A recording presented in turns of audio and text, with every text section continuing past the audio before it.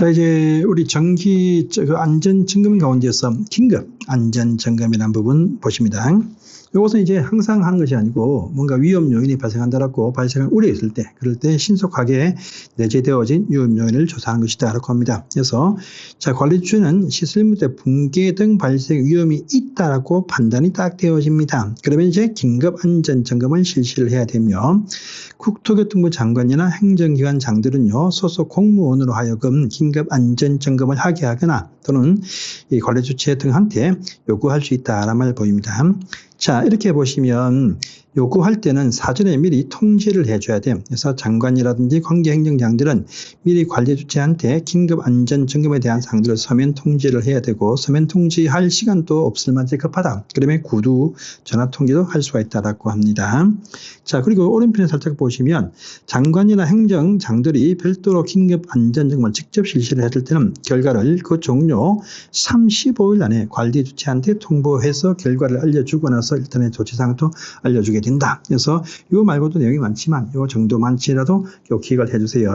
자, 넘어가시고요. 그 다음 페이지 보시면 이제 정밀 안전 진단 뜨죠. 참 시험에 잘 뜨는 사항이죠. 각종 어떤 안전 점검 등을 해보니까 위험 요인이 발생이 되었는데 아주 그러면 보수하거나 보완하는 방법까지 제시하는 행위다랍니다. 해서 보시면요, 일단 그 밑에 보시면 동그라미 2번부터 보겠습니다.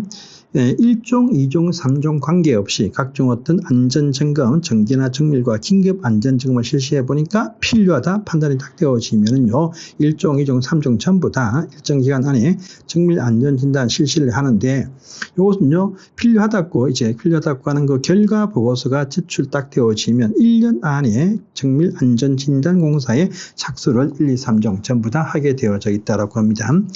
좀 뭔가 위험이 한데죠. 1년 안에 착수지만 아주 진짜로 위험하면 바로 착수하겠죠. 예, 그런 부분 아주 두시고요. 또 위에 올라갑니다. 1번 보시면요. 그런데 1, 2, 3종에서 뭔가 위험이 있다 확인되어지면 다 실시하는데, 그런데 1종 같은 경우는요, 아무런 위험이 없다 해도 정기적으로 정밀 안전 진단을 실시합니다. 그래서 1종 시설물, 16종 이상 아파트부터 21종 이상 건물 참 많죠. 이것들은요, 아무런 문제 없다 해도 정밀 안전 진단을 실시를 하게 되겠습니다. 그래서 이 실시 주기 보시면요, 최초라는 1종일 때 아무런 문제 없는 1종 시설물에 대한 정밀 안전 진단은요, 일단 준공이나 사용 승인 되고 난 이후에 10년까지는 하지 않습니다. 10년까지 하지 않고 10년 지나고 1년 이내에 최초로 실시를 한 다음에 그 다음번 오른편에 보시면 이 주기별로 실시합니다. 10년 플러스 1년 내에 실시하고, 그 다음에 A 등급은요 6년 안에, BC 등급은 5년, DE 등급은 4년에 한 번씩 10년 플러스 1년 안에 실시하고, 그 이에 6년, 5년, 4년마다 A, BC, D 나눠서 정밀 안전 진단을 1종 1대 안에서 정기적으로 실시를 하게 되어 있습니다. 그런데 종전에 1종이 아니었어요. 다만 단서 보시면 10년이 경과가 되고 난 다음에 구조 형태가 바뀌어서 1종이 딱 되었다라고 합니다. 그러면요, 10년 지나고 1종이 딱 되어지면 1종이 되어진 그때부터 1년 안에 정밀 안전 진단 먼저 한번 실시를 하게 되어져 있다라고 합니다. 그래서 하고 나서 그 위에 정기적으로 실시한다. 오른편에 보셨습니다. 자, 그런데 우리 안전 점검은요, 관리 주체가 직접 한다가 원칙인데, 정밀 안전 진단은요, 관리 주체가 실시할 수 없습니다. 반드시 국토안전관리원과 안전진단 전문기관한테만 대행하게 하여야 된다. 업무상이라고 합니다. 보시고요. 또 미연 보시면요, 요 정밀 안전 진단 실시에 대해서 관리 주체한테 따로 승인을 받으면 다른 안전진단 전문기관과 공동 진단을 또 실시할 수가 있습니다. 그래서 이때는 관리 주체의 승인을 받고 나서 다른 기관과 공동으로 정밀 안전 진단을 실시할 수 있다. 이렇게 해서 보십시오. 또 3번 보시면요. 자, 우리가 내진 성능평가 대상, 내진 설계 대상 시설물 중에서 성능평가를 받지 아니했다라고 한다면, 이 정밀 안전 진단 실시할 때 성능평가를 포함해서 실시를 한다. 여기까지 정리를 해주세요.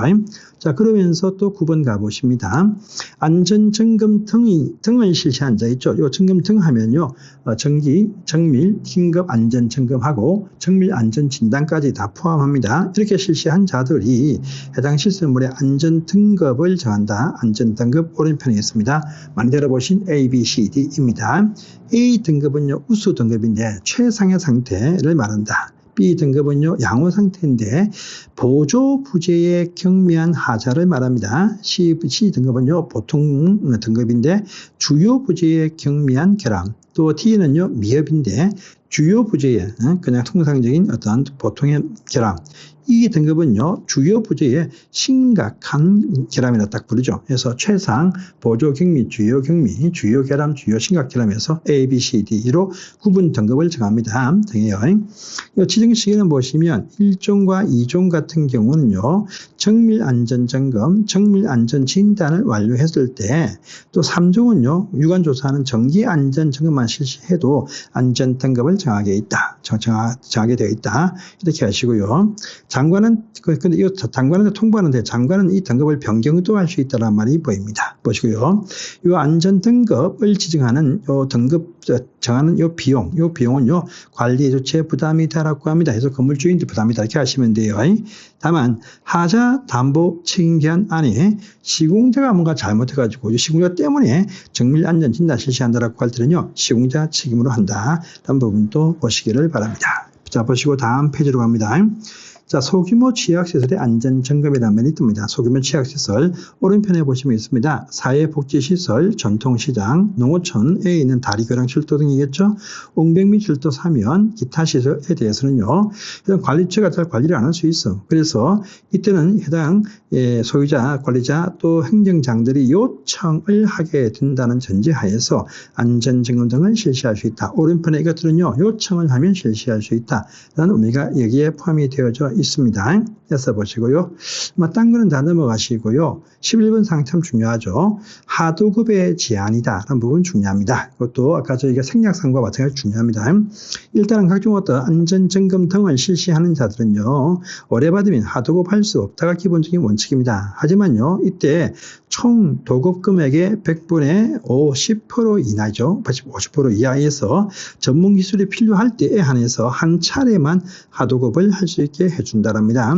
그런데 이것은요, 하도급 우리가 지금 생략할 때, 아까 앞에 보니까 생략이 아니고, 우리가 할 때 보시면 관리 주체한테 동의받아야 공동 점검을 실시할 수 있다. 아까 공동으로 실시할 때 앞에 제 보시면 안정밀 안전진단 공동 실시할 때는요, 관리 주체한테 승인이 필요하다 이렇게 본 적이 있는데, 여기 하도급 할 때는요, 승인 받을 필요가 없습니다. 한 차례 전문 기술 필요하다. 승인 받지 않고도 하도급 할 수 있습니다. 이때는요, 하도급 계약을 체결하고 나서 10일 안에 관리주체한테 통보해서 이제 하도급이 되었다는 사실을 계약 체결하고 나서 10일 안에 통보하면 된다. 이렇게 또 바뀌었습니다. 이것도 체크하시고요. 자, 결과 보고입니다. 각종 어떤 안전 점검이나 정밀 안전 진단을 실시를 하게 되면요.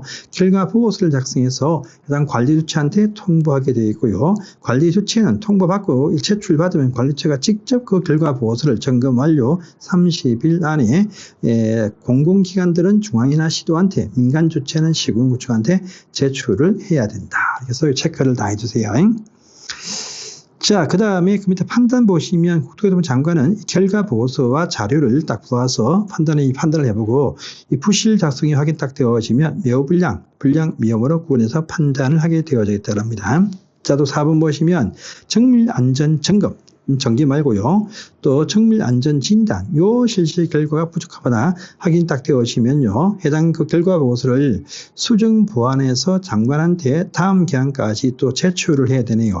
정밀 안전 점검 같은 경우는 평가 결과 보고서 요 제출을 받은 날로부터 또 평가 결과를 통보받은 날부터 2개월이고요. 정밀 안전 진단은 3개월 안에 이것을 제출을 하게 되어 있다. 이런 부분 체크를 해 두시고요.